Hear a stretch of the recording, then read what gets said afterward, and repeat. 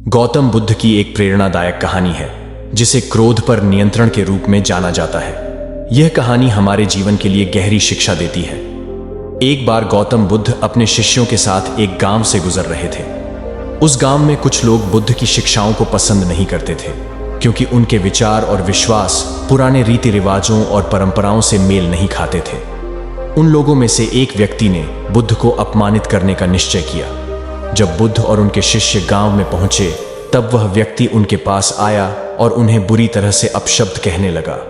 उसने बुद्ध को बहुत अपमानित करने की कोशिश की, गाली गलौज की और कठोर शब्दों का प्रयोग किया, लेकिन बुद्ध एकदम शांत खड़े रहे, बिना किसी क्रोध या चिंता के। वे सिर्फ उस व्यक्ति की बातें सुनते रहे, बिना कोई प्रतिक्रिया दिए। बुद्ध का यह शांत और संयमित व्यवहार देखकर वह व्यक्ति और अधिक क्रोधित हो गया।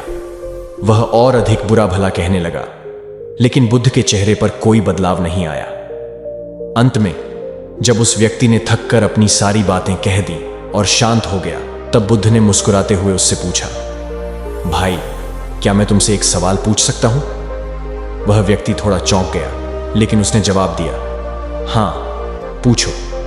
बुद्ध ने कहा, अगर तुम किसी को एक उपहार दो और वह उसे स्वीकार न करे तो वह उपहार किसका रहेगा?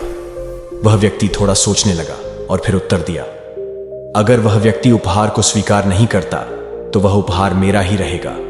बुद्ध ने मुस्कुराते हुए कहा, ठीक वैसे ही तुम्हारा क्रोध और अपशब्द भी तुम्हारे ही हैं। मैंने उन्हें स्वीकार नहीं किया, इसलिए वे तुम्हारे पास ही रहेंगे। यह सुनकर वह व्यक्ति हैरान रह गया। उसे समझ में आ गया कि उसने अपना समय और ऊर्जा व्यर्थ में नकारात्मकता में लगा दी थी। उसका क्रोध और घृणा उसी के लिए हानिकारक थे, न कि बुद्ध के लिए। वह व्यक्ति गौतम बुद्ध के सामने झुक गया और उनसे क्षमा मांगने लगा। बाद में वह बुद्ध का शिष्य बन गया और उसने अपने जीवन में शांति और संयम को अपनाया। यह कहानी हमें सिखाती है कि क्रोध और नकारात्मकता का उत्तर शांतिपूर्ण और संयमित तरीके से दिया जाना चाहिए। किसी के बुरे व्यवहार या अपशब्दों को यदि हम स्वीकार न करें तो वे हमें नुकसान नहीं पहुंचा सकते। यह हमारे भीतर की शांति और सुख को बनाए रखने का एक महत्वपूर्ण तरीका है। बुद्ध का जीवन हमें यह सिखाता है कि क्रोध का प्रतिकार क्रोध से नहीं बल्कि समझ, धैर्य और प्रेम से करना चाहिए।